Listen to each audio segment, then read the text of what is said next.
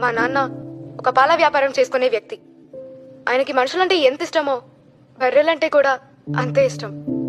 In fact అవంటేనే ఇంకొంచెం ఎక్కువ ఇష్టం. ఒకప్పుడు మిగిలిన వాళ్ళ పేరెంట్స్తో మా నాన్నని పోల్చుకొని నేను చాలా బాధపడేదాన్ని.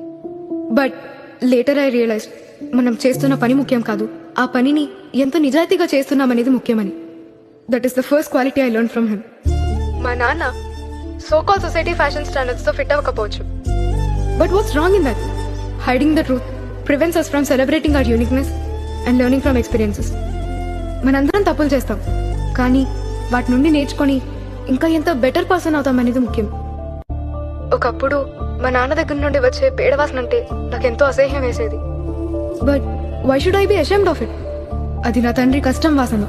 ఇక్కడున్న ప్రతి స్టూడెంట్ కి గర్వంగా చెప్తున్నా, నేను డింపుల్ పాల వ్యాపారం చేసుకుని గంటారవి కూతురు. And I'm feeling proud to be his daughter.